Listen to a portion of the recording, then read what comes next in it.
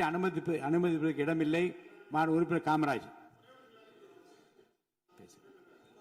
மாண்புமிகு பேரவைத் தலைவர் அவர்களே, உட்காருங்க. மாண்பு உறுப்பினர் உட்காருங்க. இப்ப நான் 7வது முறையா நீங்க பேசும்போது உட்காருங்க. தயவுசெய்து உட்காருங்க. பரவாயில்ல, அதனால ஒண்ணு இல்ல. 7வது முறையா முதலமைச்சரை வாழ்த்துறேன். பேசுறேன். அவர் அனுமதிங்க. நான் இவங்க குறுக்கிட்டதுனால 7வது முறையா நான் எந்திரிச்சிருக்கிறேன். 7வது முறையா மாண்புமிகு முதலமைச்சர் அவர்களை நான் வாழ்த்த கடமைப்பட்டிருக்கேன். ஏன்னா ஒருவரை முதலமைச்சரை வாழ்த்தும் போதும் இடையில உறுப்பினர்கள் குறுக்கிடுவதும் நான் உட்கார்றதும் இப்ப இது 7வது முறை. மாண்புமிகு பேரவைத் தலைவர்களே, நீங்கள் ஒரு உறுப்பினர் அழைக்கும் போது இன்னொரு உறுப்பினர் குறுக்கிட்டால் நாளைக்கு நானும் குறுக்கிடுகிற ஒரு வாய்ப்பு ஏற்படும். உறுப்பினர் காமராஜ் பேச அனுமதி அளித்து பேசுங்க. நீங்க என்ன பேச சொல்லிட்டாங்கன்னு. ஆமா, நம்ம பிரச்சனை தான் காவேரி பிரச்சனை. நீங்க ஒருத்தருக்கு ஒருத்தர் பேசிக்க வேண்டாம். நீங்க ஒருத்தருக்கு ஒருத்தர் பேச வேணாம். மாண்பு உறுப்பினர் காமராஜ் பேச அழைத்து பேசுங்க. அவை முன்னவர் மாண்பு பேரவைத் தலைவர் அவர்களே, அவருடைய கட்சியின் சார்பாக மாண்பு தளவாய் சுந்தர் அவர்கள் விளக்கம் அளித்ததற்கு பிறகு மாறி மாறி எல்லோரும் பேச வேண்டும் என்று சொன்னால் அதற்கு கால அவகாசம் வேண்டும்.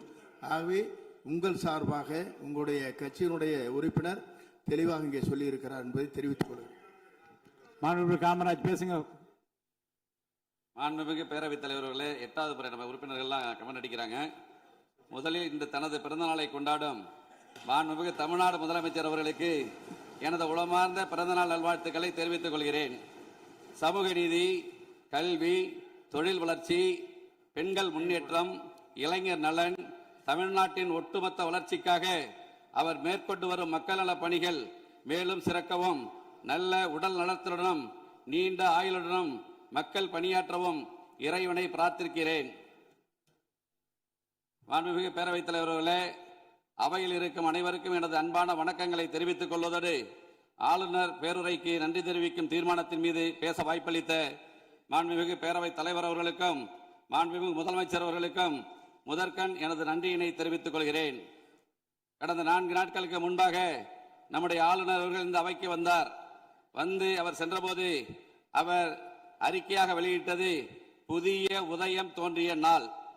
நாம் அனைவரும் இணைந்து பயணிக்க தொடங்கியுள்ளோம். இடையூறின்றி வாசித்ததில் மன நிறைவு அடைகிறேன். இது ஆளுநர் மாளிகை செய்திக்குறிப்பு.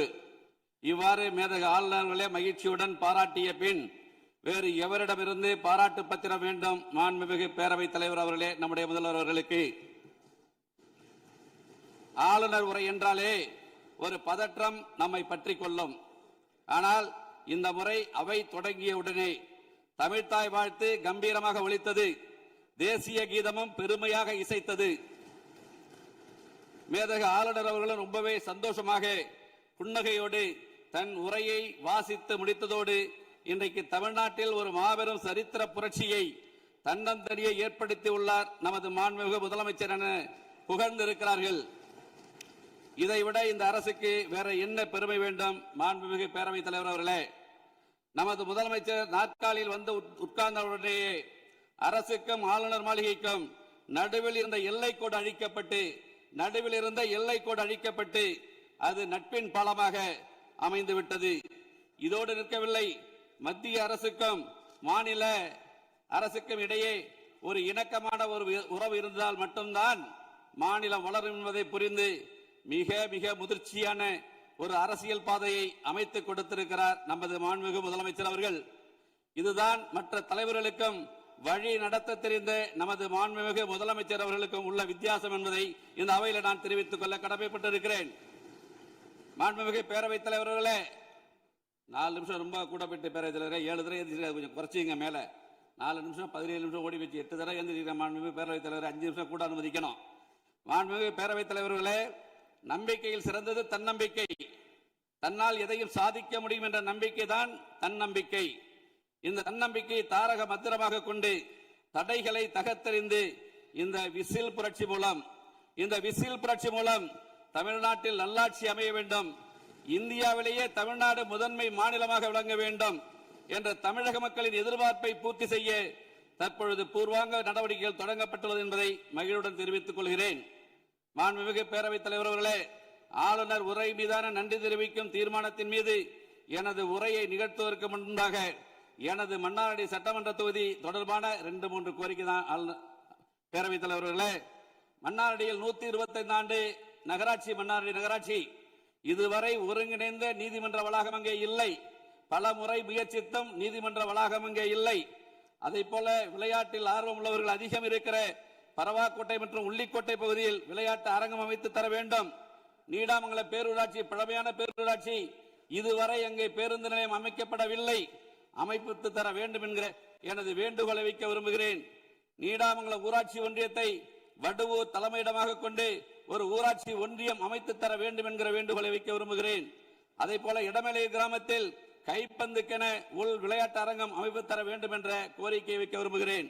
மாண்புமிகு பேரவைத் தலைவர்களே, பெரியார் பகுத்தறிவு சித்திரம் தீட்டினார் பெரியார், பெருந்தலைவர் காமராஜர் கல்வி சித்திரம் தீட்டினார் காமராஜர், பேரறிஞர் அண்ணா சுயமரியாதை சித்திரம் தீட்டினார் பேரறிஞர் அண்ணா, புரட்சி தலைவர் எம்ஜிஆர் சத்துணவு திட்டம் தீட்டினார் புரட்சி தலைவர் எம்ஜிஆர், புரட்சி தலைவி அம்மா அவர்கள் பசிப்பிணி போக்க அம்மா உணவு என்ற அற்புதமான திட்டத்தை தீட்டினார். நம் முதல்வர்கள் அமைதி புரட்சி என்ற திட்டத்தை தமிழ்நாட்டில் அமைதி நிலவ வேண்டும் என்று திட்டம் தீட்டிக் கொண்டிருக்கிறார் என்றால் அது மிகையாகாது. ஆளுநர் உரைக்கு நன்றி தெரிவிக்கும் தீர்மானத்தின் மீது ஒரு சில உறுப்பினர்கள் சட்டம் ஒழுங்கு சீரழிந்து விட்டது என்று பேசினார்கள். இந்த சூழ்நிலையில் கொலை, கொள்ளை, பாலியல் துன்புறுத்தல்கள் ஒரு சில மாதங்களுக்குள் கட்டுக்குள் கொண்டு வருவது என்பது யாராலும் இயலாத காரியம். அவற்றை எல்லாம் சரி செய்ய காவல்துறையை மக்களின் நண்பனாக மாற்றி தமிழ்நாட்டில் சட்டம் ஒழுங்கை நிலைநாட்டும் முயற்சியில் மாண்புமிகு முதலமைச்சர் அவர்கள் தீவிரமாக ஈடுபட்டு வருகிறார்கள். ஆளுநர் உரை பத்தி 18 பெண்களின் பாதுகாப்பினை பேணி காப்பது, பெண்களுக்கு எதிராக இரும்பு கரம் கொண்டு ஒடுக்குவதற்காக சிங்கப்பெண் அதிரடிப்படை உருவாக்கப்பட்டிருக்கிறது.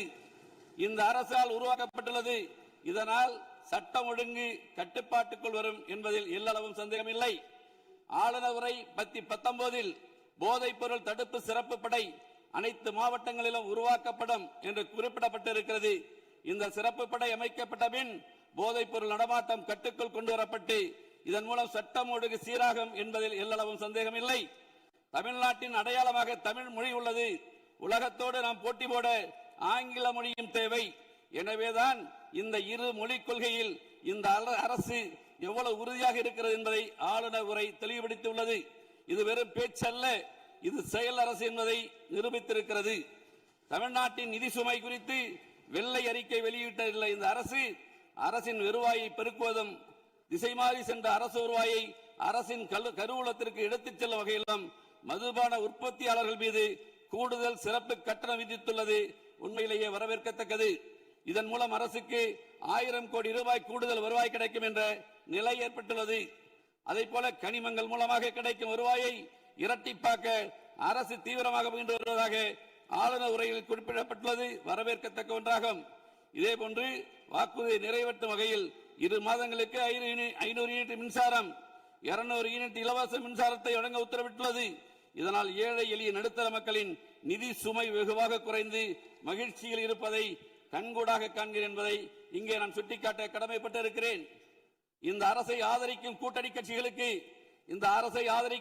கட்சிகளுக்கு மதிப்பளிக்கும் வகையில் அந்த கட்சிகளுக்கு ஆட்சியிலும் அதிகாரத்திலும் பங்களித்துள்ளது தமிழ்நாட்டு அரசியலில் ஒரு மறுமலர்ச்சியை, ஒரு புத்துணர்ச்சியை ஏற்படுத்தியுள்ளது என்பதை நான் பாராட்ட கடமைப்பட்டிருக்கிறேன்.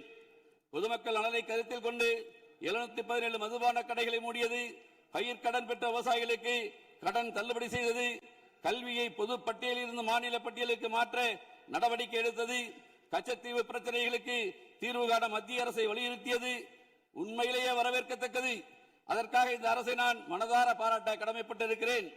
ஆளுநர் உரை பத்தி 31 பல்கலைக்கழகங்கள் மற்றும் உயர்கல்வி நிறுவனங்களில் நீண்ட காலமாக காலியாக உள்ள உதவி பேராசிரியர் மற்றும் ஆசிரியர் பணியிடங்கள் தகுதி மற்றும் திறன் அடிப்படையில் வெளிப்படையான முறையில் நிரப்ப போர்க்கால அடிப்படையில் நடவடிக்கை எடுக்கப்படும் என்ற அறிவிப்பு படித்த இளைஞர்களிடையே பெருத்த மகிழ்ச்சியை ஏற்படுத்தியுள்ளது.